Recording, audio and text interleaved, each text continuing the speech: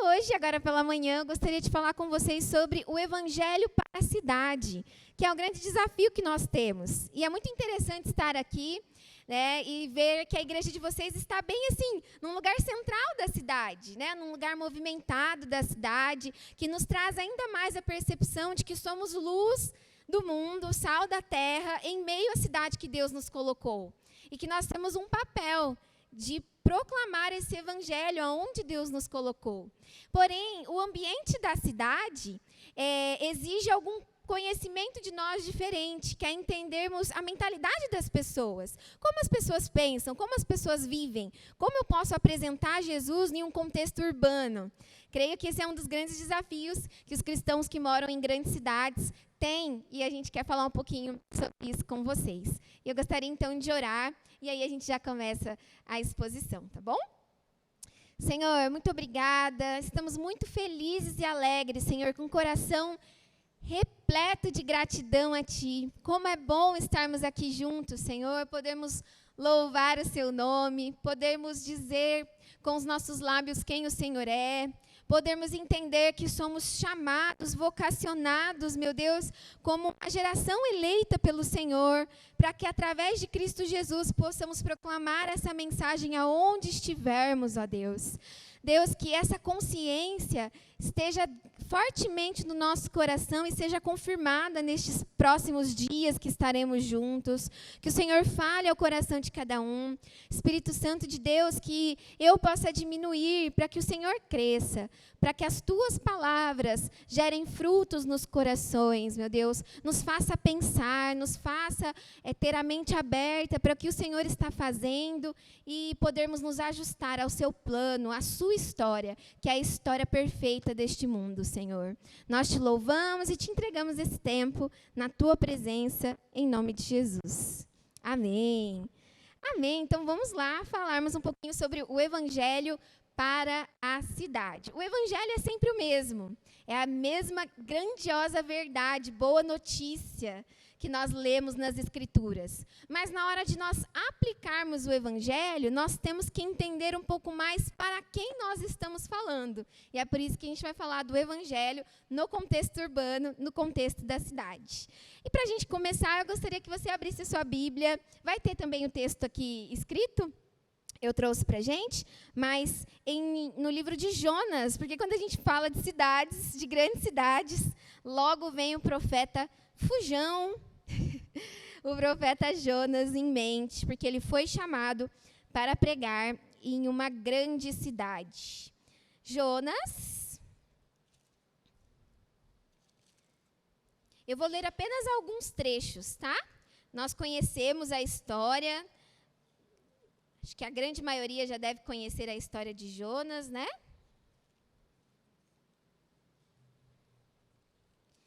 Então, eu vou ler alguns trechinhos aqui com vocês, começando pelo capítulo 1, versículo 1 e 2. Pode? Eu ia falar, pode passar, eu esqueci, gente. É que é chique, ó, eu nunca usei isso aqui. Talvez eu usei, eu não lembro, não sei. Talvez o Eduardo lembre melhor do que eu. Mas já tinha esquecido já. A gente vai ler, então, 1 e 2. E diz assim a palavra do Senhor.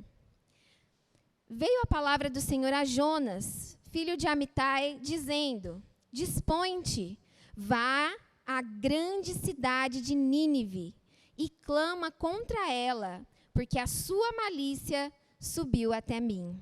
Então, aqui, nesses 2 primeiros versículos, nós vemos um profeta, um homem de Deus, chamado para pregar a mensagem que Deus está dando a ele para uma grande cidade. E Deus queria que aquela cidade se arrependesse. Então, era uma mensagem de arrependimento. Acho que desde aí a gente já começa a ter uma percepção, né, de que a mensagem do Evangelho é uma mensagem de arrependimento.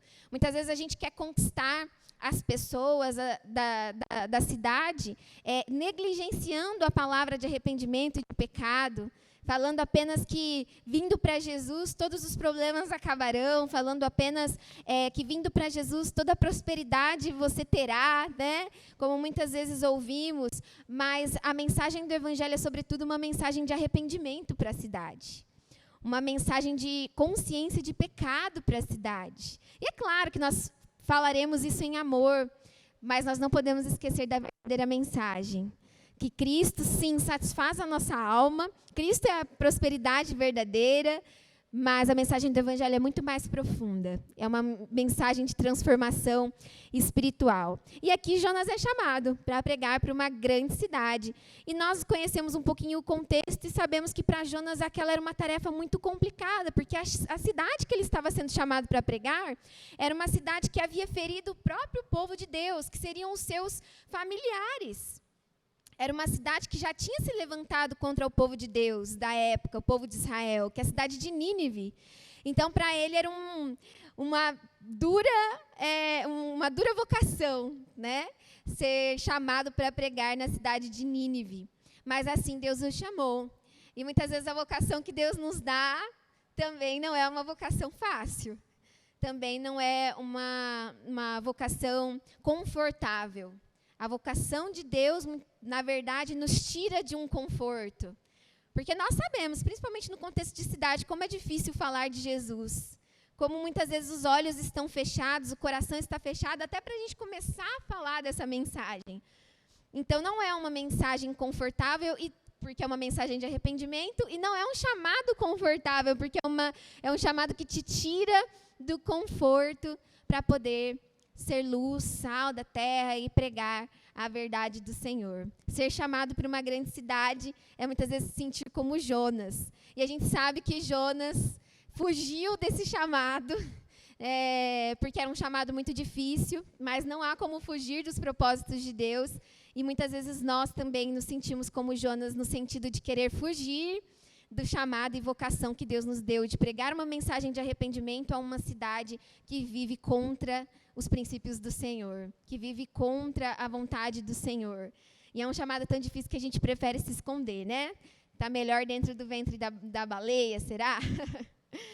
Bom, e aí a próxima parte que eu quero ler com vocês está no capítulo 3, versículo 3 e 5. Aqui já depois de tudo que Jonas passou, que nós conhecemos, que ele fez uma bela oração no ventre do peixe. Falei da baleia, agora que eu me lembrei, gente, não é a baleia, é um grande peixe. Olha só, né, já errando aqui. Mas é de um grande peixe, a gente não sabe qual peixe é. Mas, no capítulo 3, depois de tudo que já aconteceu, vamos ler o versículo 3 a 5, e diz assim: depois de tudo, né?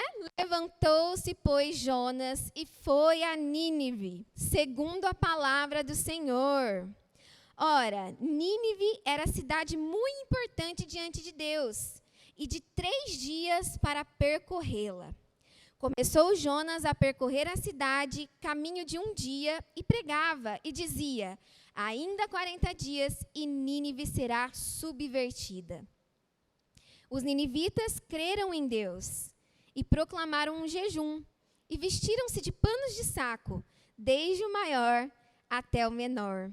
Então, olha só que interessante. Deus o chamou para pregar na grande cidade, ele fugiu, Deus retornou para o seu propósito original, para cumprir realmente a vontade de Deus, e ele foi percorrendo Nínive, pregando uma mensagem de arrependimento, e com a graça de Deus, as pessoas se arrependeram. Não pelo agir de Jonas, não pelas palavras de Jonas, não pela vontade de Jonas, mas pela vontade de Deus, as pessoas responderam à mensagem. E é a mesma coisa que acontece conosco. Nós somos o mensageiro, mas o poder não está em nós, na nossa motivação, no nosso bem-querer. Não, a verdadeira transformação vem de Deus e da vontade dele. E Deus transformou o coração dos ninivitas, e aqui diz que eles creram em Deus, proclamaram um jejum, porque eles estavam arrependidos dos seus pecados, desde o maior até o menor. Porém, Jonas ainda tinha no fundo do coração dele um desejo de que, na verdade, a justiça de Deus viesse sobre Nínive. Que Nínive fosse exterminada, né, pelo juízo de Deus. Por causa de toda a história que ele já havia visto com seus familiares, da guerra contra os ninivitas, né? Mas Deus agiu. E a cidade se arrependeu. Deus agiu naqueles corações. E depois a gente vai ver que o missionário Jonas se entristeceu, porque as pessoas se arrependeram. E Deus falou a ele, de novo eu vou falar, pode passar.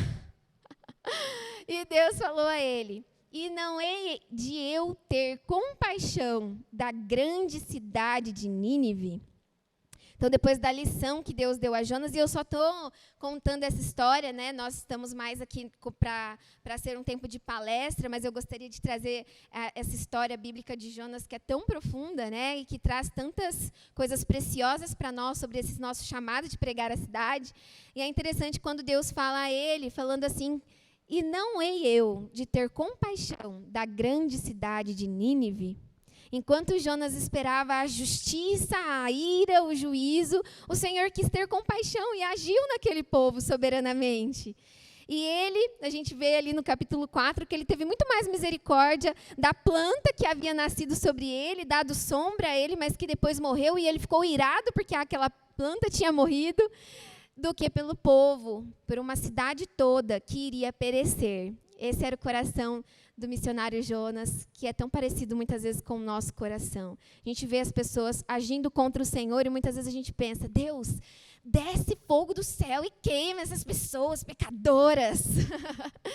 Mas Deus quer ter compaixão da cidade. E aí fica a pergunta também para nós, para vocês aqui de Piracicaba, será que o Senhor também não está nos falando nessa manhã? E não hei de ter eu compaixão da grande cidade de Piracicaba? Será que Ele não quer uma mensagem de arrependimento pregada à cidade? E quando pregarmos pela vontade dEle, muitos irão se arrepender e crer no Evangelho? Será que o Senhor não tem compaixão da cidade? E é isso que a gente vai falar um pouquinho sobre esse contexto urbano. Bom, no último século ele foi grandemente marcado, né, por um forte êxodo rural, que nós chamamos, que foi a saída das pessoas de um contexto rural para um contexto urbano. Então, o último século foi o século que isso aconteceu de uma maneira muito radical, a ponto de, no Brasil, em 1945, 30% da população ser urbana. Então, olha só, a maioria da população estava concentrada em um local rural. Mas no ano 2000 foi levantado que 81% da população era urbana. Ou seja, aconteceu uma mudança muito grande. E com essa grande mudança das pessoas vindo para um contexto urbano, a mentalidade das pessoas também foi transformada para uma mentalidade urbana. Então, pregar um evangelho para um contexto rural se tornou muito diferente de pregar o evangelho para um contexto urbano. Porque uma nova sociedade se forma em torno de grandes cidades e com ela vem desafios específicos, né? Eu estou olhando aqui junto com vocês porque eu estou sem óculos e eu não consigo chegar ali. Ué, deixa eu voltar aqui. E aí fica a pergunta, né?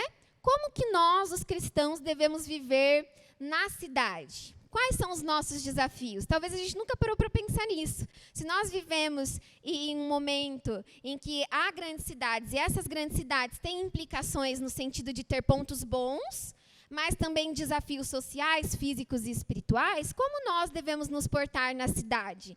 Como nós devemos agir como cristãos dentro da cidade? Quais são os nossos desafios? E aí tem um livro que é desse autor chamado Tiago Cavaco, é muito legal, esse pastor é um pastor português, de Portugal, é muito legal ver ele falando, ele pregando, ele é muito inteligente.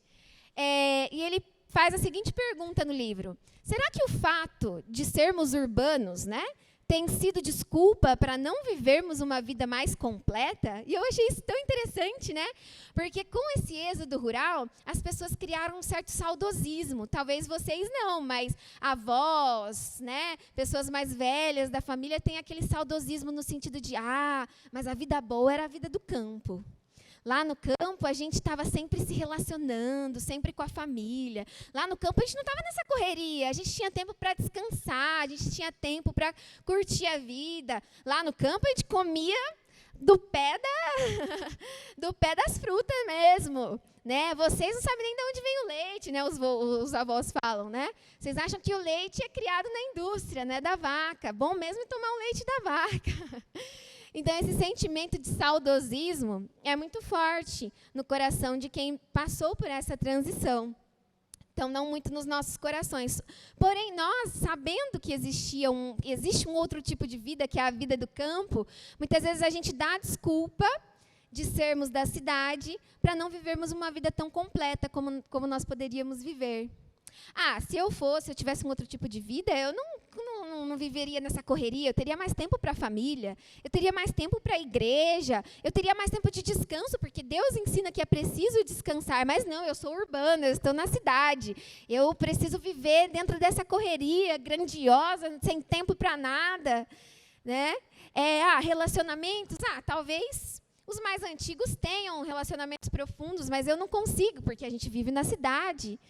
Comer saudável? Que isso? Nem chega comida saudável para a gente? Então, quantas vezes, né, a gente deixa de viver uma vida mais completa, como cristãos, como pessoas, por essa justificativa de estarmos num contexto mais urbano, num contexto diferente. Mas evangelizar no campo é diferente. Você vai de casa em casa, conversa, mas aqui quem abre as portas de casa para receber dentro da cidade? Muito difícil. Mas será que somente só existe essa forma de se evangelizar, de se pregar as boas novas? Não, nós precisamos ter uma nova forma de pregar as boas novas, uma forma que dialogue com o local onde a gente está, né? Então, não pode ser desculpa para nós vivermos uma vida em Deus menos completa. Aqui. Bom, e aí fica o relacionamento do cristão com a cidade. Não sei como é para cada um de vocês, mas muitos cristãos ficam nessa dúvida. Relacionamento com a cidade, amor ou ódio, né? Eu devo amar a cidade onde eu estou, onde Deus me colocou, ou eu devo odiá-la porque ela caminha contra os princípios da vontade de Deus, porque há tanto pecado espalhado pela cidade, em cada esquina nós vemos prostituição, vícios, nós vemos coisas caminhando contra a vontade de Deus. Eu amo ou eu odeio a cidade, né? Eu preciso me aproximar mais da cidade para evangelizá-la, ou eu tenho que ficar mais distante, porque senão eu vou começar a fazer as coisas erradas que na cidade eu vejo que estão acontecendo. É um lugar para viver a missão, ou é um lugar mau, que é contrário à vontade de Deus? A gente fica nessa tensão, né? Qual lado da cidade eu olho? Qual lado eu dou mais valor, né? E aí a gente tem dois lados dessa história. Quando a gente olha para a palavra de Deus. Por um lado, a história do mundo começa em um jardim. Tá vendo como a cidade é ruim? Né? A história começou num jardim. Deus queria que a gente vivesse no campo. Deus queria que a gente vivesse no jardim. A gente fez cidade porque a gente é pecador. E aí a gente olha que a primeira cidade da Bíblia foi levantada por um assassino, que foi Caim. Né? Que ele saiu do seu local e ele começou a formar uma grande cidade. E a gente fala, tá vendo? A cidade é má, a cidade é ruim, ela foi gerada por um assassino, né? Tá vendo como Deus não gosta da cidade? Muitas cidades foram condenadas na Bíblia, Sodoma, Gomorra, tantas cidades pecaminosas, até como Nínive vivia em pecado e tudo mais. Tá vendo? Deus tem o seu juízo sobre a cidade. A cidade é pecadora. Deus queria que fosse jardim. A cidade acabou com o propósito de Deus. Então, alguns olham desse lado. E outra coisa é que nós somos forasteiros e peregrinos. Nós não fomos feitos para esse mundo. Nós fomos feitos para a eternidade. E nesse mundo que nós vivemos aqui, na cidade, nós somos apenas... Estamos de passagem, né? Somos forasteiros, somos peregrinos que passamos por este mundo para glorificar a Deus, mas a nossa pátria é celestial. Então, por um lado, nós olhamos essas coisas nas Escrituras e pensamos que devemos nos distanciar da cidade. Mas, por outro lado, a gente olha também para a Bíblia e vê que a história termina com uma cidade também. Então, a história começou com um jardim, mas ela vai terminar com uma cidade, que é a cidade santa, a cidade celestial, a Jerusalém celestial. Ou seja, Deus vai nos dar uma cidade. Deus nunca foi contra a cidade. Ele fez um jardim, mas o jardim se expandiria. A ideia era que Adão e Eva e sua descendência ampliassem o jardim do Éden para todos os lugares do mundo. Mas com o pecado, o acesso ao jardim foi negado e o homem começou a desenvolver cultura, desenvolver cidades e tudo mais. Mas o pecado não está no desenvolvimento da cidade, o pecado está no coração do homem. Tanto que Deus tem para nós uma cidade celestial, que Ele tem preparado para nós morarmos. Agostinho, ele fala que existem 2 cidades e que cada cidade é movida por amores diferentes. Que existe a cidade dos homens, que é movida pelo amor a si mesmo, pelo prazer do homem em si mesmo, uma cidade egoísta. E existe uma cidade que vem do amor a Deus, que é a cidade de Deus. A gente acha interessante quando ele fala sobre isso, né? Sobre cidades que são formadas por egoísmo e pelo amor de si mesmo, que é a cidade dos homens, e que é a cidade de Deus, que é formada por um amor a Deus. O cristianismo surgiu em contexto urbano. Os cristãos não abandonavam a cidade, mesmo em meio à perseguição. Então, nós já entendemos que a cidade é consequência do homem se expandir e criar cultura. A cidade não é contrária aos propósitos de Deus, pelo contrário, Ele tem preparado uma cidade celestial para nós. A diferença é qual é o coração daqueles que estão na cidade. E nós, como filhos de Deus, somos chamados para viver numa cidade que é motivada por amor a Deus em tudo que nós fazemos. Esse deve ser o nosso principal motivador de estarmos na cidade e de nós trabalharmos, de nós estudarmos, de nós frequentarmos a nossa igreja, de nós nos relacionarmos na cidade. Tudo isso deve vir motivado pelo amor a Deus. Isso vai transformar a forma como a gente enxerga e como a gente vive dentro do nosso contexto urbano. Então, o cristianismo foi espalhado em grandes cidades. O cristianismo, quando perseguido, os cristãos não abandonavam a cidade, continuavam ali para poder viver o propósito de Deus. Por quê? Porque mesmo com a perseguição, muitos cristãos permaneciam ali para poder pregar o evangelho e continuar sendo perseguidos, muitas vezes até mortos, mas eles permaneciam ali porque sabiam que Deus amava a cidade, que Deus tinha pessoas e tinha propósitos naquela cidade. O cristianismo se propagou em cidades grandes, cidades diferentes, e o cristianismo transforma cidades. Quando há a presença de Deus, quando há o reino de Deus presente na cidade, através da sua igreja, a cidade é transformada. Mesmo que com pequenas luzes se espalhando, né? Nós, como filhos de Deus, no nosso trabalho, na nossa faculdade, na nossa escola, espalhando a luz do Senhor, isso é forma de iluminar a nossa cidade e, pela graça de Deus, a cidade ser transformada. É isso que Deus nos chama a fazer, a ter uma presença na cidade que espalhe o reino de Deus, através de quem somos, através do que nós falamos. Bom, então, há 2 grandes erros e a gente tem que buscar um equilíbrio no fim das contas. Nós não podemos nem nos alienar da cidade. O que seria isso? Se distanciar, se esconder, não querer se relacionar de forma nenhuma com a cidade, que muitos cristãos acham isso muito mais confortável. É muito mais fácil eu viver a minha vida ali, como um cristão, ninguém precisa saber que eu sou da igreja ou se eu não sou, para ninguém me perseguir, para ninguém falar nada. Eu venho na igreja aos domingos, cumpro aqui a minha parte e está tudo bem.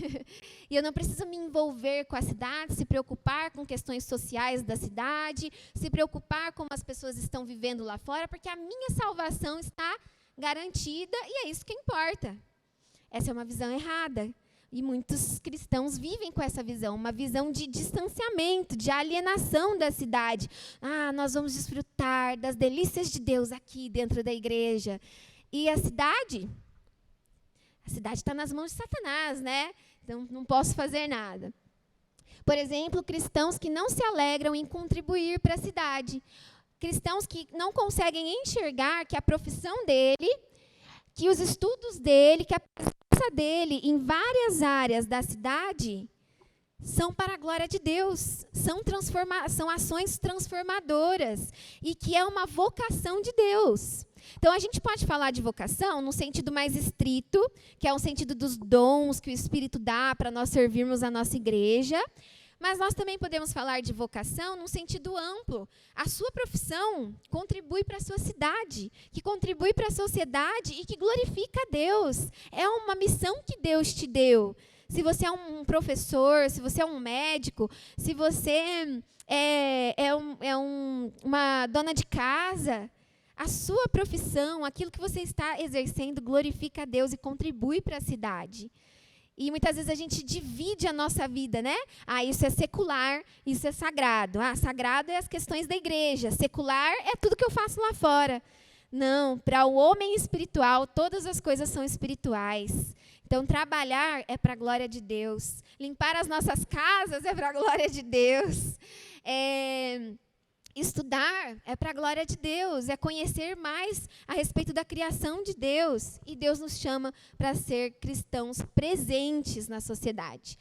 Então, não podemos nos alienar, mas também existe um outro perigo. Não, a gente tem que se contextualizar com a cidade, se envolver com ela. Aí, muitas vezes, há uma contextualização extrema, no sentido de que nós começamos a ficar parecidos com a cidade. Né? As pessoas lá de fora e as pessoas da igreja não têm mais diferença nenhuma, porque a gente está tão aculturado com aquilo que nós vemos lá fora, a gente se molda tanto para poder alcançá-los e pregar para eles, que a gente abre mão de coisas que são essenciais para o evangelho. Não é isso que muitas vezes a gente vê? Ou uma alienação, ou um fechamento para a cidade, ou uma contextualização extrema ao ponto de que eu me moldei tanto para que as pessoas gostem da igreja, gostem de mim como cristão, que eu nego princípios do evangelho para poder me aculturar à cidade. Então, olha só o nosso desafio, gente. É ser contracultural, mas presente na cidade. É esse desafio que nós temos. Ser contracultural, contra tudo aquilo que é pecaminoso na nossa cultura, mas, ao mesmo tempo, não se alienar na cultura, mas estar presente na cultura, redimindo-a através do evangelho. Então, nós somos chamados a redimir as culturas através do evangelho. Que desafio é esse, né?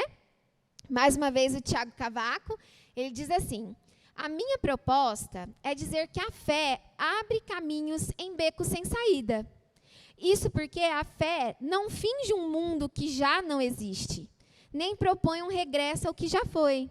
A fé é a melhor adequação para a realidade. Então, o que ele está querendo dizer aqui é que muitas vezes a gente fica nisso, né? Para o evangelho ser mais fiel, a gente precisa retornar lá para a vida do campo, como eram as coisas antigamente. Não é isso a questão. Nem mesmo precisamos primeiramente precisa haver uma transformação geral da cidade inteira, e aí o reino de Deus vai começar a se manifestar. Não. A questão é que a nossa fé ela se adequa à realidade atual. Ela pode ser vivida dentro da realidade atual, seja aqui em Piracicaba, seja em qualquer outro país. Ela abre lugares em becos sem saída, seja numa cultura islâmica totalmente fechada para o evangelho, a nossa fé pode entrar, redimir aquela cultura e transformar pessoas. Em Piracicaba, da maneira como a cidade está hoje, a fé pode entrar, redimir e transformar a sociedade. E é claro, gente, a gente não pode ter uma ideia de que implantaremos o céu na terra neste mundo. Não. A gente tem que saber que nós somos chamados para fazer a diferença onde nós estamos, pregando o evangelho e redimindo a cultura como podemos. Mas é óbvio que a pátria celestial não vai ser aqui agora. Esse também não pode ser a esperança do cristão. A esperança do cristão deve ser com que as pessoas, o máximo de pessoas possíveis da cidade, aguardem junto com ele uma pátria celestial. Porque senão a gente tenta impor de maneira, às vezes, política e de tantas formas, o reino de Deus, que, na verdade, ele é uma transformação, primeiramente, interior do coração, que tem consequências sociais, né? E quando eu leciono o evangelismo e discipulado, deixa eu só beber uma aguinha. Quando eu lecionei evangelismo e discipulado para os alunos, eu acho que nenhum aluno que está aqui teve evangelismo e discipulado comigo, né? A Dani, legal. Então, você vai lembrar, né, com certeza, do triângulozinho. Eu sempre falo desse triângulo de prioridades. Acho que está aparecendo aqui. Que, na verdade, a gente precisa entender o que é mais importante na hora de cumprir o nosso papel da evangelização. Primeiro, para eu poder evangelizar a minha cidade, para eu poder cumprir o papel da evangelização, eu preciso saber não como eu vou fazer isso, Porque a primeira coisa que a gente pensa é, preciso evangelizar a cidade, mas como eu vou fazer? E essa é uma pergunta boa, é uma pergunta importante. Mas a primeira questão que deve ser base para nós, que deve estar bem respondida é, o que é o evangelho? Eu, como igreja de Cristo, como filho de Deus, eu sei o que é o evangelho? Eu sei quem é Cristo Jesus e a sua obra, e a boa notícia que ele quer trazer aos homens? Então, primeiramente, eu preciso ter muito claro o que é o evangelho. Aí, antes de nós irmos para a prática ainda, tem uma outra pergunta. Por que evangelizar? Qual é a motivação quando eu vou evangelizar? Porque uma coisa muito interessante que Cristo trouxe no Novo Testamento é, antes mesmo de Deus olhar para as nossas ações, Deus olha para as nossas intenções. Então, muitas vezes, nós somos motivados pelo nosso ego, nós somos motivados... Um exemplo para ficar bem fácil, né? Eu vejo que uma pessoa está precisando de alimento. E aí eu faço isso, eu dou o alimento para aquele que necessita, não para a glória de Deus e para que Cristo seja exaltado, mas eu dou para que as pessoas vejam e falam, nossa, a Cássia é tão boazinha, ela é tão boa. Então, eu trouxe uma intenção errada na hora de fazer algo bom. Então, Deus quer também que nós, como igreja, pensemos, por que eu devo evangelizar? O que deve me motivar? E o que deve me motivar é a glória de Deus. Eu lembro que para a Dani foi bem transformador isso, né? Porque eu coloquei lá no quadro para os alunos, eu perguntei, gente, por que devemos evangelizar? Qual que deve ser a nossa motivação? Aí eles começaram a falar, porque nós devemos amar todas as pessoas. Aí eu escrevi lá, amar todas as pessoas. Não, é muito bom, tem que amar mesmo. E aí, porque a gente tem que ser obediente. Coloquei lá, obediência, também é verdade, muito bom. Mas, na verdade, tudo isso é importante, amar as pessoas, sermos obedientes, é tudo importante. Mas, em primeiro lugar, o que deve nos motivar a evangelizar as pessoas é que Deus é glorificado através da evangelização e Ele é conhecido através da evangelização. E por que isso tem que ser em primeiro lugar? Porque, por exemplo, um missionário que vai para uma outra cultura, ele fala, eu amo tanto aquele país, eu vou lá para a Bolívia, né? Tem o Abidiel, o Benjamin aqui, que são da Bolívia. Eu vou lá para a Bolívia porque eu amo os bolivianos e eu vou ganhar os bolivianos para Cristo. Essa é a minha motivação. Aí chega lá, não é o caso dos bolivianos, porque os bolivianos me trataram muito bem lá nos 3 meses que eu estava lá, tá? Mas vamos só dizer. Aí eles começam a não te dar valor. Aí eles fazem alguma coisa ruim contra você. Também aqueles que não são cristãos vão agir como não cristãos. Aí você fala, que ódio desse povo. O missionário sempre tem um período que ele está em choque cultural. Ele fala, que ódio desse povo. Esse povo não me ouve, esse povo não me dá valor. Eu saí de lá da minha terra para vir aqui pregar e eles não estão nem aí para mim. Quer saber? Então, tanto faz. Todo missionário tem essa crise aí no campo. Então, se a gente for motivado pelo amor às pessoas, ou somente por uma emoção...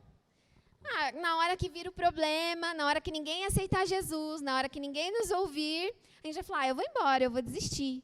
Mas se a gente for motivado pela glória de Deus, não importa se estão me ouvindo ou não, mas Deus está sendo glorificado através do meu trabalho. Deus está sendo conhecido, os frutos são do Senhor. Aí aquele missionário pode permanecer até o fim. Como muitos missionários que pregaram por anos em lugares que Deus os chamou para pregar, mas os frutos vieram nem através dele. Às vezes vieram ele passou anos pregando, lançando uma semente, nada aconteceu. De repente chega um missionário novinho ali, tudo acontece.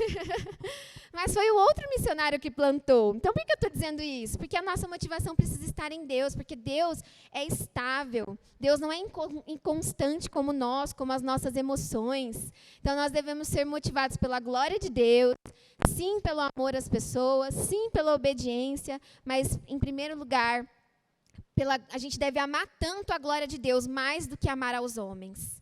Se você não amar mais a glória de Deus do que amar aos homens, você não consegue pregar o evangelho na cidade. Porque os homens não vão te devolver o amor que você está dando.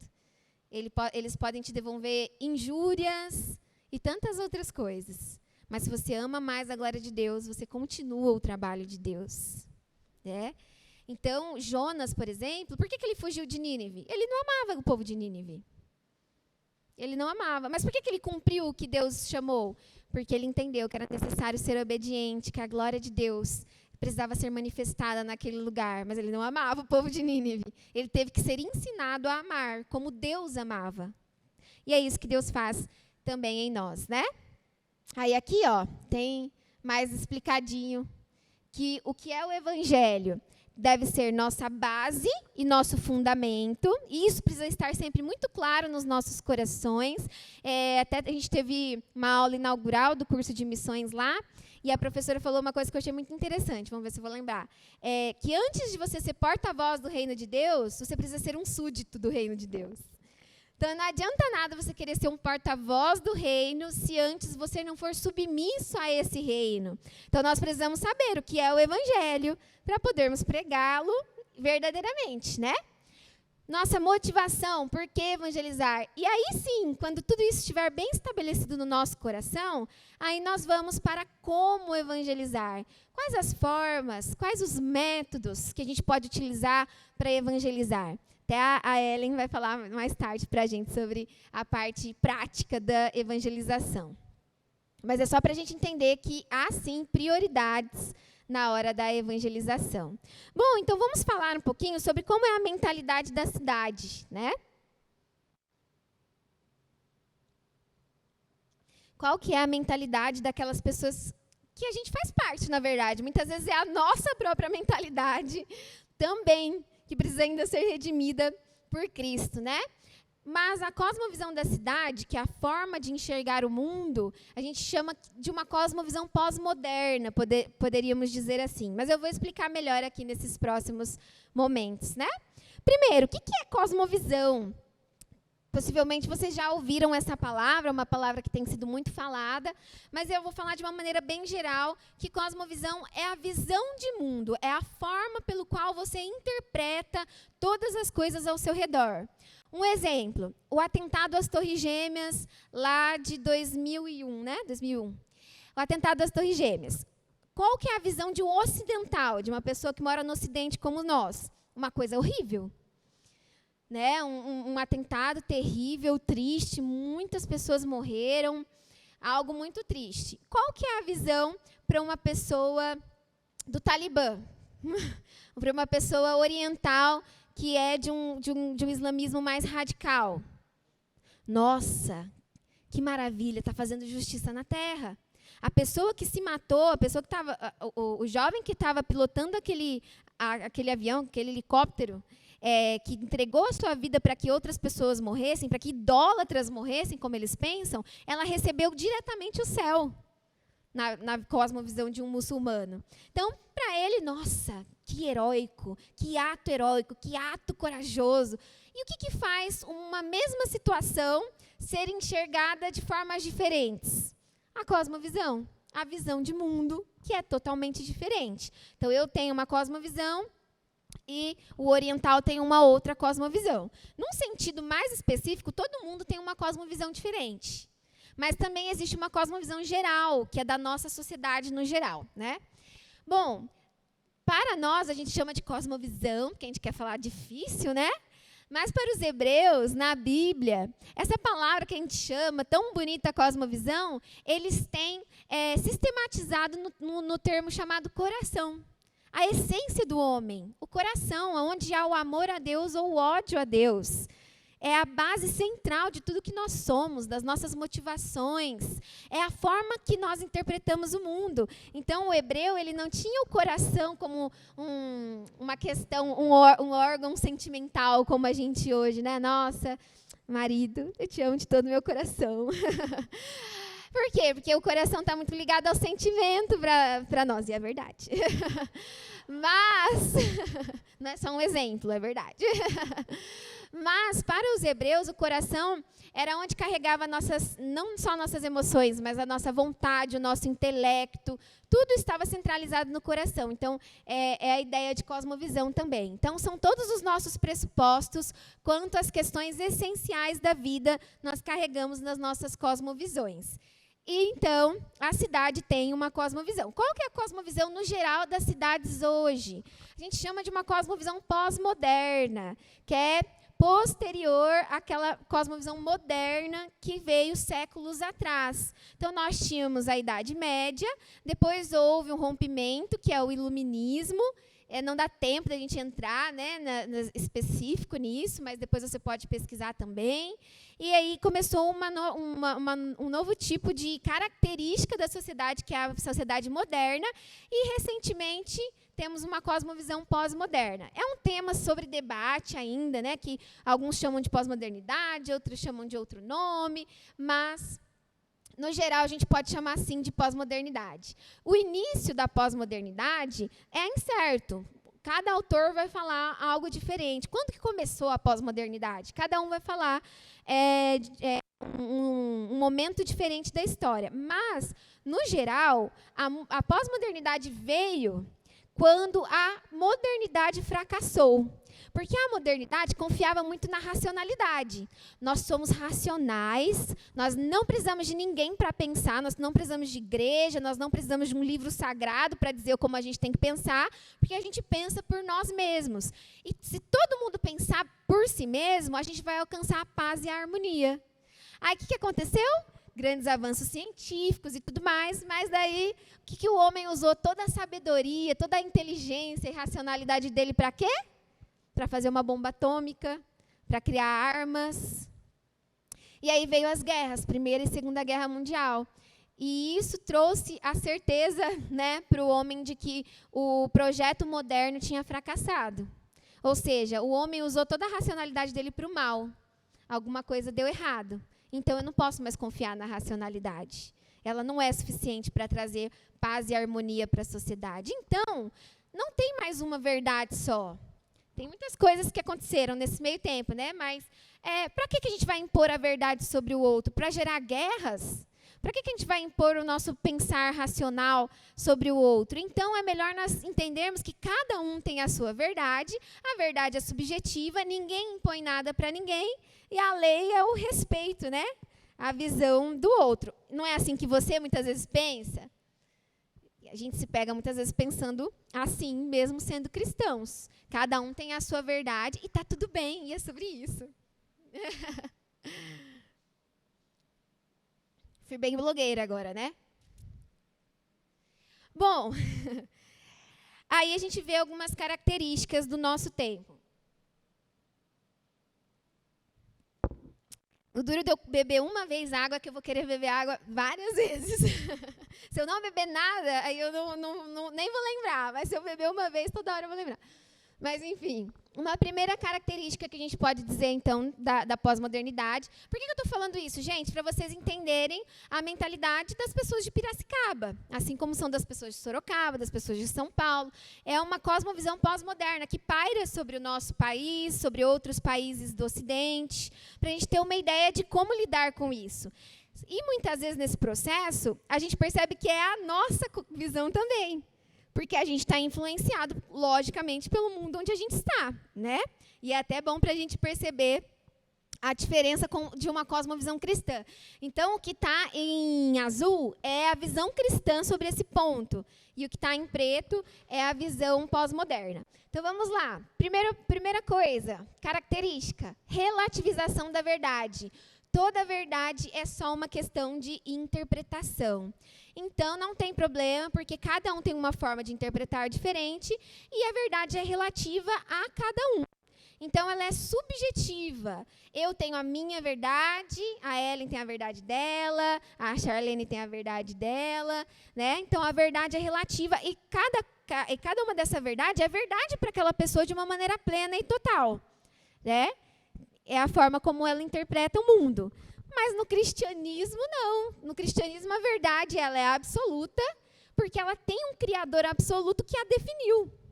Então, Deus dita o que as coisas verdadeiramente são, e não o homem. O homem pós-moderno, ele quer ditar o que é a verdade, para ele e para a sua vida.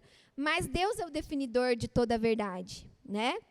E aí que entra uma grande crise. Como nós vamos pregar um evangelho para uma cidade que pensa, tudo bem, você crê que Jesus morreu por você, ressuscitou e te salvou? Ele é a sua salvação? Que legal, que verdade maravilhosa para você. Mas não precisa ser para mim. Porém, a salvação de Cristo é uma verdade definida pelo Criador. Não é uma coisa que é verdade para você e não para mim, é uma verdade. A questão é se você crê ou não nessa verdade, né? Então, esse é o nosso desafio. Como pregar a Cristo, como pregar um Deus que é a verdade, que é chamado de caminho, verdade e vida, e um mundo que não valoriza a verdade. Tá aí uma questão, né? Outro ponto, a pós-modernidade é individualista. Claro, como a verdade é algo subjetivo, o que importa dentro de uma sociedade é cada um ter o seu direito à liberdade e a sua individualidade deve ser respeitada, né? Então, o individualismo é muito forte na nossa sociedade, só que o cristianismo nos ensina o contrário.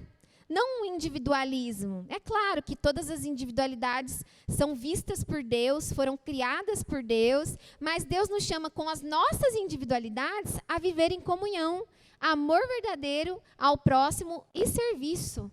Então, nós usamos toda a nossa individualidade para servir o outro, para renunciar e poder viver em comunhão, porque vida em comunhão só existe onde há renúncia. Se eu não renunciar, eu tenho que ser tem esse discurso que até tem pontos de verdade, mas vamos dizer, só usar como exemplo, né?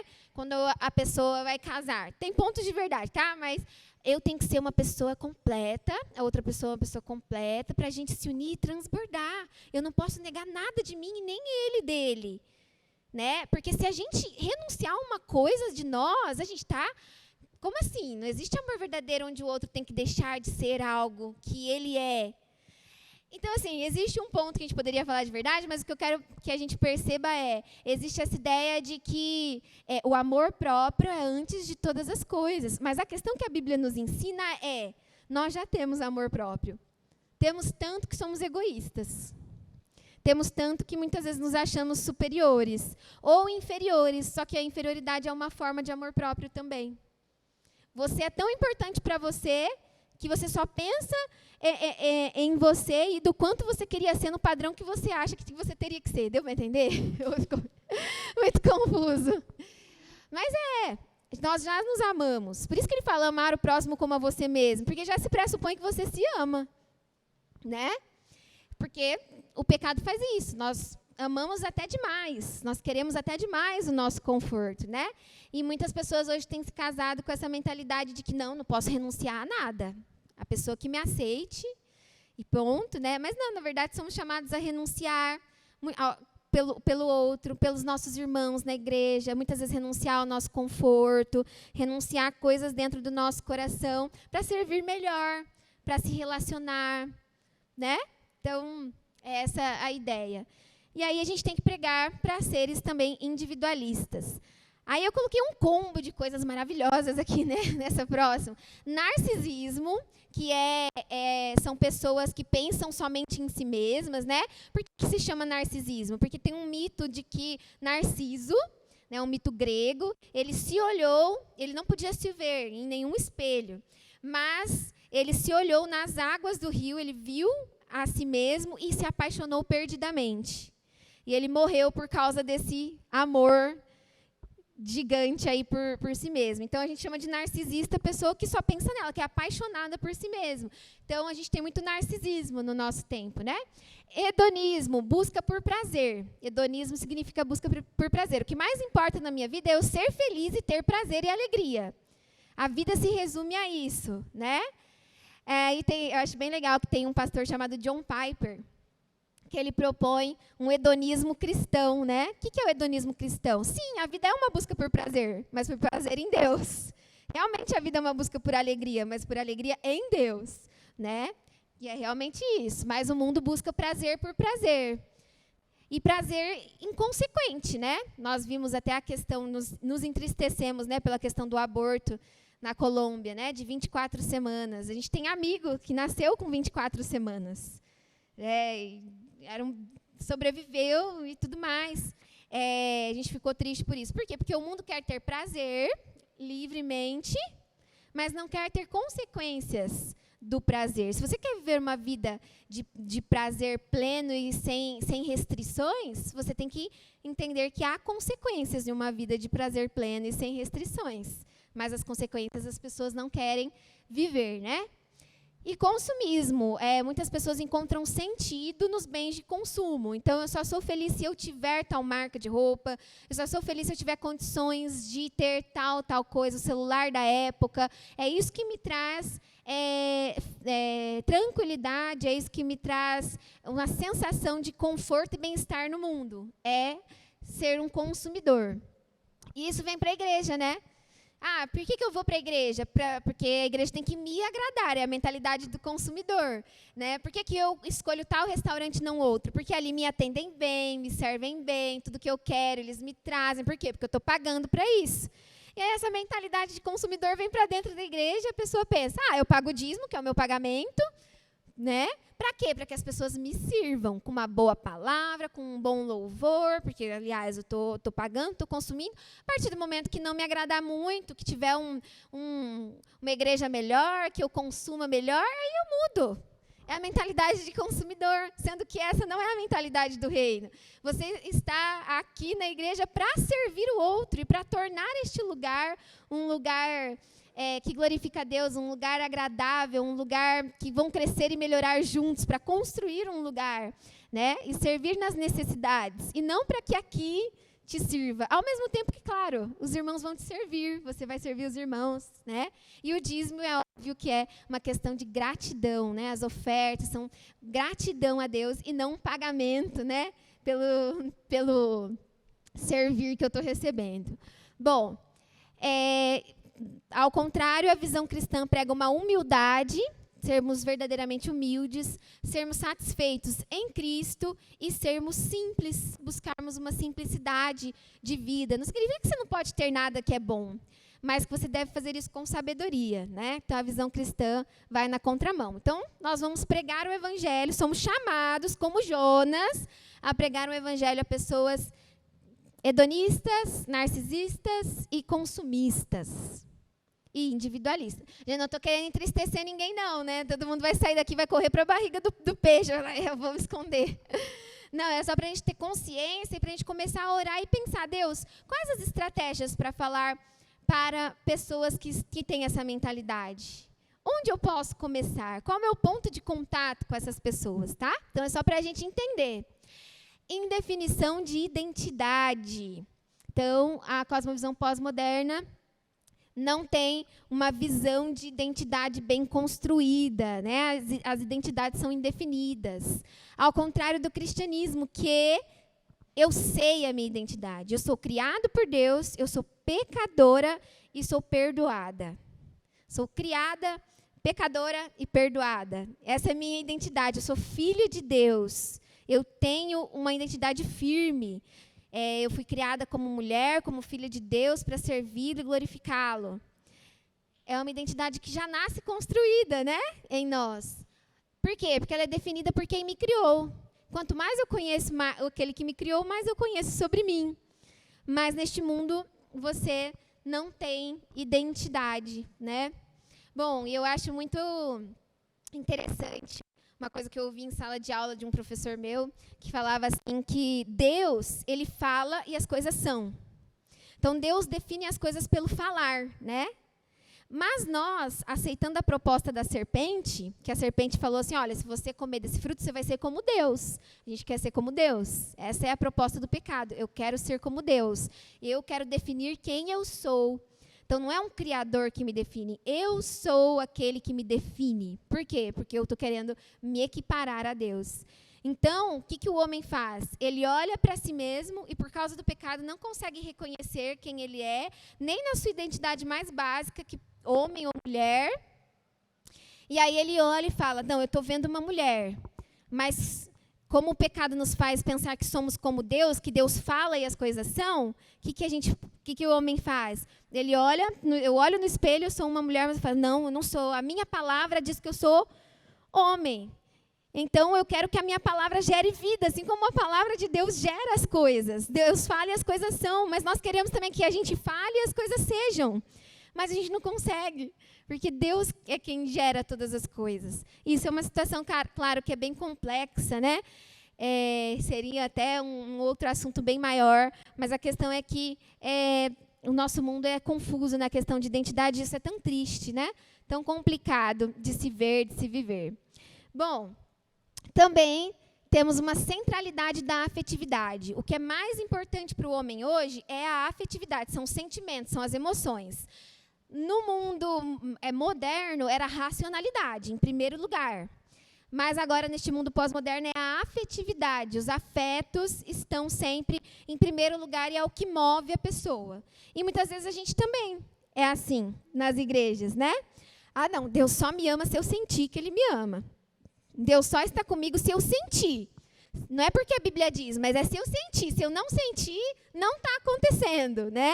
E não tem problema nenhum sentir. Gente, a afetividade faz parte de nós e é maravilhoso, né? Devemos ser pessoas afetivas. Mas a questão é quando nossos sentimentos, nossas emoções é que definem a nossa vida. E este mundo, ele é um mundo totalmente afetivo, né? Sendo que no cristianismo a gente tem que se lidar como um ser integral. Racionalidade, experiência, afetividade. Um ser integral. Bom, também nós percebemos que outra característica dos urbanos, né, das pessoas da cidade, é o tempo sempre comprimido e movido pela eficiência, né? Tudo é o tempo, tudo é produtividade, tudo é eficiência, principalmente dentro do trabalho e tudo mais.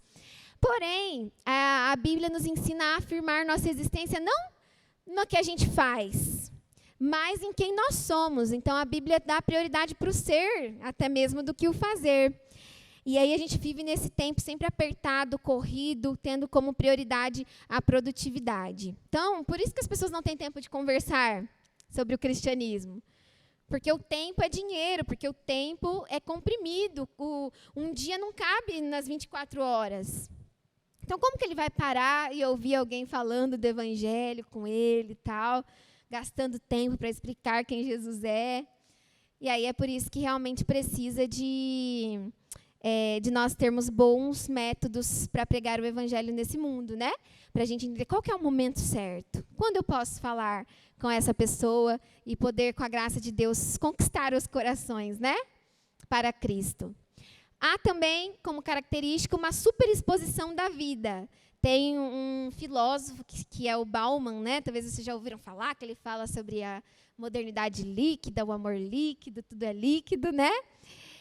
Mas ele fala que uma característica da pós-modernidade é que nós instalamos microfones nos confessionários. Antes a vida era muito privada, né? O que cada um vivia, o que cada um fazia. Existia diferença entre o que era privado e público. Hoje, não. É bonito expor tudo, né? Tudo você pode expor tranquilamente. Não há mais essa diferenciação tão grande entre o que é privado e o que é público. Ao mesmo tempo que o campo da religião é um campo só privado, né? Você não pode levar para o público porque você está errando. Não, é assim que você crê. Você não impõe isso para ninguém. Lógico que impor nós não impomos realmente, né? Mas eles falam, guarda a sua religião para o seu privado. Ao mesmo tempo, todas as outras práticas do mundo eles expõem como públicos e como impostos para a gente também. Ai, se a gente não pensar e não viver daquele jeito, né? Mas por que o cristianismo a gente também não pode expor e trazer para o debate público, para o ambiente público das universidades, dos trabalhos? Por que o cristianismo não pode e outras práticas podem ser trazidas para o público, né? Então, é um pouquinho complexa essa questão. Se aparece aqui. Ah, está aqui. E a Bíblia não. A Bíblia nos dá uma divisão correta entre o que é privacidade e o que deve ser exposto. Bom, mais algumas características. Múltiplas tecnologias. Então, quem está na cidade deve desfrutar das tecnologias para a glória de Deus. Porque as tecnologias nos dão possibilidade de alcançar mais pessoas. Porque a cidade é tecnológica, né? Então, no reino de Deus, a gente usa as múltiplas tecnologias, os bons avanços com sabedoria para o bem. E a gente pode aproveitar, então, que isso é algo bom, né? Que pode ser usado para o mal, mas que nós podemos aproveitar para o bem. As relações são fluidas, são descartáveis, não tem mais laços humanos, se fala muito mais sobre redes. Então, há problemas de relacionamento, uma coisa que eu percebo muito, principalmente entre adolescentes, até mesmo das igrejas, que têm dificuldade de se relacionar um com o outro. Por quê? E eu percebi isso em alguns adolescentes que eu já tive contato. Não, cadê a Rafa? Não na Rafa, tá bom, Rafa? Que a Rafa é adolescente lá da igreja.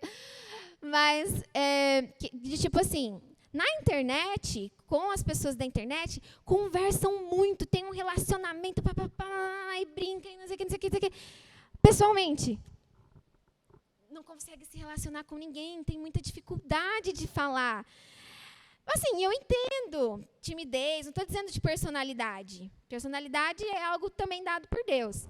Eu estou dizendo de que parece que a pessoa realmente se transforma. É uma pessoa nas redes, é outra pessoa pessoalmente, porque tem dificuldade de se relacionar, porque hoje é muito mais difícil criar laços humanos, presenciais, relacionais, do que na rede.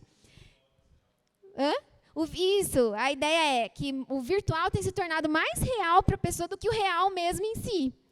Tanto que, às vezes, tem algum namorado e tal, virtual, conversa, fala um monte, quando os dois estão juntos. Não consegue, porque criou essa divisão, o que é virtual, o que é real, né? E quantas vezes a gente não cai nisso também? Mas Deus nos chamou para relacionamentos reais, com pessoas de carne e osso, com pessoas que eu abraço, que eu pego nas mãos. E tudo bem, tá, gente? Pode ter amigos online. A questão é a gente não colocar o virtual acima do real. A gente precisa aprender a se relacionar em ambos, né? Ambos são bons para a gente se relacionar. E o que acontece nesse mundo? Os relacionamentos são descartáveis. Ah, me desagradou? Next. Me desagradou? Não está me acrescentando? Eu não tenho por que manter esse relacionamento, né? Porque eu me priorizo, né? Amor próprio em primeiro lugar. Mas não, biblicamente a gente é chamado, me desagradou? O que eu também tenho desagradado da pessoa? Como a gente pode resolver esse problema para não perdermos essa amizade? Para nós conseguirmos manter comunhão apesar das nossas diferenças? É o ferro afiando o ferro, é o homem afiando o seu companheiro, como diz a Bíblia. Né? Eu vou me abrir, eu vou exortar em amor, para que a gente possa crescer e se relacionar, porque o relacionamento não é descartável, ele é intencional.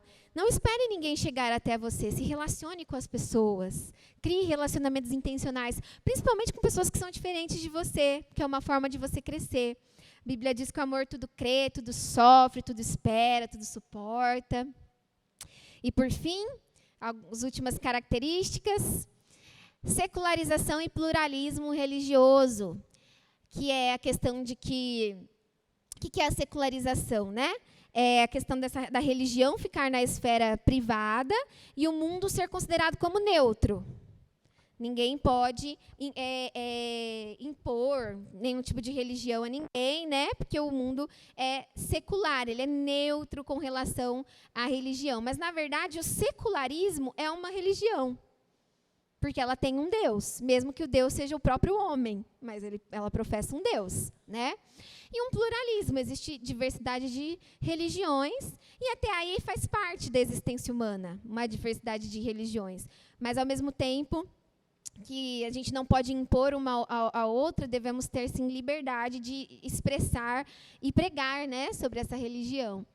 Não podemos conceber que o outro possui a compreensão da linguagem cristã mais. Isso é uma coisa que me preocupa bastante, porque antes você ia na rua pregar, você saía de casa em casa pregar o evangelismo da rua, e você falava, não, porque o sangue de Jesus, a sua obra redentora, te purifica de todo pecado. E as pessoas tinham uma noção do que você estava falando. Ela sabia, ela tinha alguma ideia do que é o sangue de Jesus, do que é obra redentora, do que é a morte, expiação. Porque as pessoas foram criadas, no geral, no ambiente católico, que foi o mais comum da nossa sociedade, né? Do Brasil aí, no geral. Então, elas têm uma ideia do que você estava falando, mas hoje não mais nas cidades. Você vai falar com um jovem, ele não entende o que é o sangue. Mas por que sangue? Mas onde que eu vou? Para que eu preciso desse sangue? Vai pôr sangue onde, gente? Tipo, não faz sentido. Redenção, mas o que significa isso? Eu preciso ser redimido de quê? Pecado. O que é pecado? Não tem a mesma noção do que é pecado, né? Então, às vezes, eu até ouço alguns podcasts de pessoas que não são cristãs e tudo mais, e eu acho engraçado, porque às vezes eles tocam em questões cristãs, a pessoa não tem a mínima ideia. É assim mesmo que a igreja pensa? Mas o que significa isso? Tipo assim, as pessoas já perderam a noção de uma linguagem básica cristã. Então, você não pode se achegar a uma pessoa, varão de honra, eu quero aqui te pregar uma boa nova, né, sobre a redenção plena e expiatória do sangue de Jesus sobre a sua vida. E muitas vezes a gente tem todo esse jargão, essa linguagem cristã, e está comunicando para um mundo que não entende mais isso. Então, a gente precisa aprender, hoje em dia, no evangelismo, na evangelização. E quando eu falo disso, gente, não é só chegar a pessoas desconhecidas, isso também. Mas é no seu dia a dia, com as pessoas que estudam com você, que trabalham com você, com a sua família. A gente tem que aprender a começar pelo simples e pelo básico. E a explicar sem palavras difíceis. Não é direto o sangue de Jesus, né? Mas peraí, quem que é Jesus primeiro? Né? Porque é engraçado que as pessoas até falam, nossa, sangue de Jesus tem poder. A pessoa nem é crente, né? Não, sangue de Jesus tem poder. Nossa, em nome de Jesus, isso vai dar certo. As pessoas até falam, mas elas não têm ideia do que realmente seja. Então, a gente tem que pressupor que a pessoa está do zero e explicar de uma forma simples e básica e com uma linguagem um pouco mais aproximada dela, tá? Não adianta mais, estamos em um mundo secularizado, não irão entender a nossa linguagem cristã da mesma forma. E um tempo de múltiplas ideologias. E essas ideologias, por exemplo, tentam minar o cristianismo porque são concorrentes, porque o cristianismo ele é uma cosmovisão. De certa forma, a gente pode dizer, é uma ideologia, digamos assim, né? No sentido de que é uma forma de enxergar o mundo. Para nós, claro, e não só para nós, mas ela é verdadeiramente a forma certa de enxergar o mundo. Isso não é um egoísmo nosso, porque não nos foi dado por nós mesmos, nós não inventamos, foi nos dado pela graça e pela vontade de Deus, mas é a forma certa de enxergar o mundo. Mas neste mundo é uma das formas, né? Então, a gente tem uma forma de enxergar o mundo. E, gente, você adotar uma ideologia, você está contrapondo o cristianismo de alguma forma. Não tem como. Alguma coisa do cristianismo você vai negar, se você adotar completamente uma ideologia deste mundo para você. Porque o cristianismo é uma forma de interpretar o mundo. Então, tem ideologias que tentam dar sentido na vida por meio da política. Fazer da terra o céu, mas sem Deus. Muitas ideologias políticas são assim. A gente vai trazer redenção para esse mundo, vai trazer solução para esse mundo. Mas é através da política, são através de ações políticas. E não que o cristão não deve se envolver, o cristão deve ser político, em um certo sentido. Muitos cristãos podem ser ativos e participantes na política, isso é importante para nós, porque ele vai ter uma cosmovisão boa, né, sobre isso, sobre a sociedade. Mas a gente tem que tomar cuidado, porque as pessoas têm colocado esperança na política e não esperança no reino de Deus e na palavra de Deus. Mas a cosmovisão bíblica é a que corrige as minhas ideologias. E aí há uma queda de um triunfalismo político. Então, se eu confio que é aquele político que vai mudar o mundo, é aquele político que vai trazer a redenção, quando eu creio no cristianismo, eu sei que o único rei que traz a redenção é Jesus Cristo e que, claro, como cidadão, eu preciso encontrar a melhor opção possível, mas sem esperança de que a pessoa é a redentora, porque eu sei que o redentor é só Cristo Jesus. Todos os outros seres humanos são falhos. Então, não dá para um cristão adotar uma ideologia por completo. Você pode até ter preferências, mas vai precisar analisar através de uma visão bíblica, né? Então, isso é importante. Bom, então essas são algumas características da mentalidade pós-moderna e tem consequências para a evangelização. E aí, eu me lembrei quando eu estava sentada aqui cantando, eu coloquei a citação de A Verdade Absoluta, da Nancy Pierce, esse livro é muito bom, e aí eu ia trazer o livro, e aí eu não trouxe o livro. Então, eu vou procurar depois o livro online para ver se eu trago a citação para vocês, porque eu ia ler no livro, mas eu deixei o livro em casa. Mas eu consigo falar mais ou menos, né? De que Deus nos chama para fazer uma revolução neste mundo, como a gente cantou hoje, né? De nós vivermos o sonho do Senhor, pregar o seu amor, fazermos uma revolução nesse mundo. Mas, muitas vezes, essa revolução, a gente pensa numa revolução pelo novo, vamos inovar. E que bom, a gente tem que usar toda a sabedoria para inovar. Mas nós devemos inovar sem nunca abandonar a antiga e profunda e verdadeira palavra de Deus. É uma revolução pelo antigo. digamos assim, pelo antigo e sempre novo evangelho.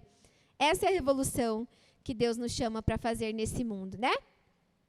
Somos a luz do mundo e o sal da terra, como a Bíblia diz. Então, a consequência para a evangelização. Luz do mundo. Onde você está, você deve levar a luz do Senhor, pelas palavras e pelas obras. Onde você estiver, suas obras devem mostrar o Senhor, suas palavras também. Sal da terra. O que era o sal para eles? Hoje o sal para a gente é tempero, principalmente. Mas o sal para eles não era tanto tempero, era mais conservante.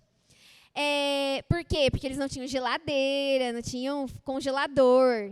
Então, como que eles iam fazer para que os alimentos fossem conservados? Eles colocavam sal, porque o sal conservava. Então, quando a Bíblia fala que a gente é o sal da terra, a gente vai conservar neste mundo os seus verdadeiros valores, a sua verdade, que muitas vezes é perdida. Então, a gente é chamado para sal da terra. E, claro, em um certo sentido, tempero também. Trazer gosto, trazer sentido, né, para este mundo. Então, para isso, a gente precisa ter conhecimento básico do contexto. Então, quais são as consequências para a evangelização? Não dá para você evangelizar Piracicaba sem entender o contexto da mentalidade das pessoas. A gente tem que entender que Cristo é a resposta, sempre. Mas quais são as perguntas? Às vezes a gente está respondendo, como igreja, perguntas que as pessoas nem pensaram ainda. Mas quais são as perguntas do nosso tempo? Quais são as questões das pessoas do nosso tempo? A gente tem que entender para poder mostrar que Cristo é a resposta para elas. Então, se Cristo é a resposta, quais são as perguntas? A gente precisa entender. Precisamos de uma linguagem contextualizada, precisamos falar com as pessoas na linguagem delas, adaptar a nossa linguagem a delas e não usar os nossos jargões e pensar que todo mundo ainda está entendendo as palavras cristãs nessa sociedade. Então, a gente precisa aprender a se contextualizar na linguagem. Um preparo bíblico mais aprofundado, porque vocês viram todas as características da mentalidade pós-moderna. Então, acho que isso requer um preparo bíblico mais aprofundado, no sentido de eu saber, como Pedro fala na carta de Pedro, eu preciso saber dar a razão da minha esperança. Nós sabemos responder qual é a razão da nossa esperança para os nossos amigos? Para a nossa cidade? Pedro fala que nós devemos estar sempre prontos para dizer qual é a razão da nossa esperança. E isso precisa de um preparo bíblico, eu preciso saber quem meu Deus é.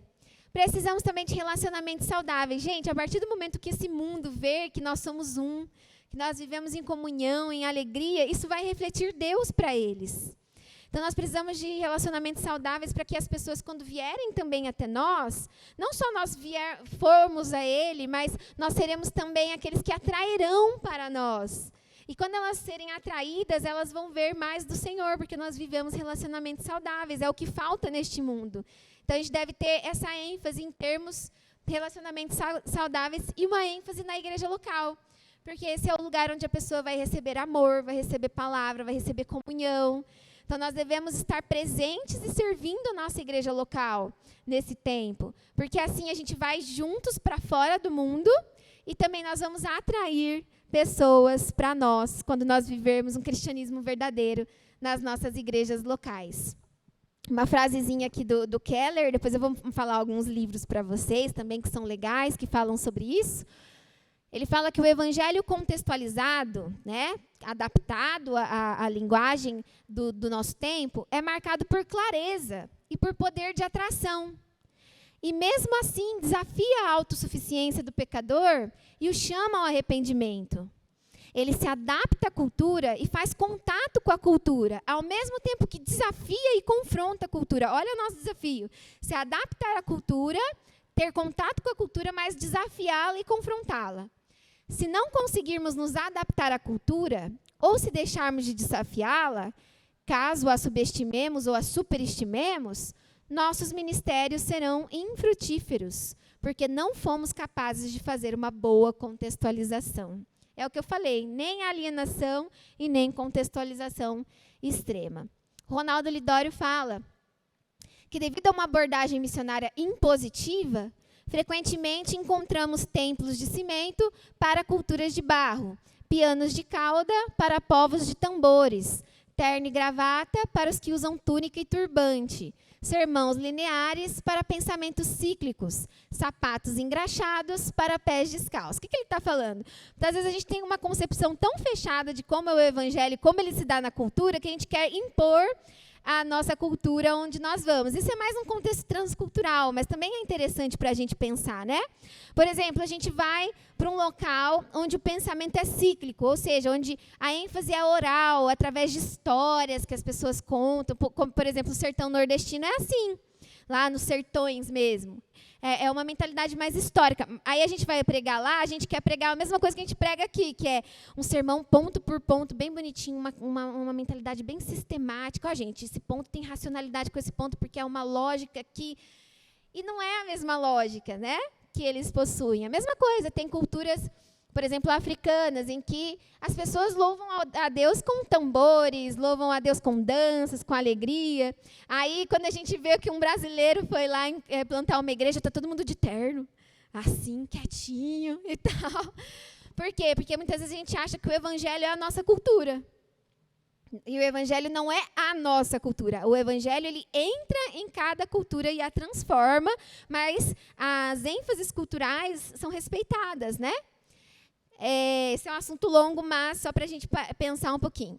Tão ocupados de expor nossa cultura, nós nos esquecemos de apresentar-lhes Jesus, Deus encarnado, totalmente contextualizado, luz do mundo, de forma que ouçam e entendam. O que é legal isso que o Lidório falou? Muitas vezes a gente está tão acostumados, não, tá, você quer ser um cristão? Alguém do mundo aí, de Piracicaba, você quer ser um cristão? Então, você vai na igreja todos os domingos, e tudo bem, tem que ir mesmo, né? Mas, você para de beber, você para de fazer isso, você para de fazer... Pronto! Você é um cristão. Então, a gente apresentou uma forma de viver, que não é ruim, claro, mas a gente apresentou uma forma de viver, mas não apresentou o que motiva essa forma de viver, que é Jesus Cristo. Então, quando você for pregar o evangelho, prega-se o evangelho que dá frutos na vida da pessoa e a pessoa muda o jeito de ser. Não se prega a sua forma de viver, porque senão você vai criar um monte de fariseuzinho, né? Que é bem bonito por fora, mas por dentro, esse é um problema, que a gente deve prestar atenção. E nunca negligenciar o verdadeiro evangelho. Deus nos chama para ser contraculturais, mas imergidos nas culturas. Somos chamados para construir pontes e não muros para a próxima geração. Será que a forma que a gente tem vivido o cristianismo, nós construímos pontes ou nós construímos muros? Então, aplicações finais aqui. A missão de Deus existe porque a glória de Deus existe. Deus quer ser conhecido e glorificado por todos os povos. Deus quer ser conhecido e glorificado por Piracicaba. Por isso devemos continuar pregando o evangelho. Será que temos sido os Jonas da nossa cidade? Será que você tem fugido do chamado de Deus de evangelizar Piracicaba? De evangelizar as pessoas que estão à sua volta? Será que a gente tem fugido dessa missão? Será que a gente não tem amado as pessoas e entendido que Deus tem compaixão delas? Se não cumprirmos nosso compromisso com Deus na cidade, estamos fugindo do compromisso dele, da vontade dele. Estamos cumprindo o compromisso que Deus nos dá para a nossa cidade? Deus tem misericórdia da cidade. Nós temos? Porque se nós tivéssemos misericórdia da cidade, nós seríamos mais presentes em abençoá-la, não é verdade? Então, quanto há de misericórdia no nosso coração pela cidade? Eu não gosto do Deus que ama a cidade, né? Será que nós estamos assim, né? Ou eu gosto de Deus, mas eu não gosto que Ele goste da cidade. A obediência a Deus nos faz pregar a verdadeira mensagem do Evangelho na cidade. Então, se nós amamos a Deus, se nós amamos a glória de Deus, nós queremos que a cidade também conheça.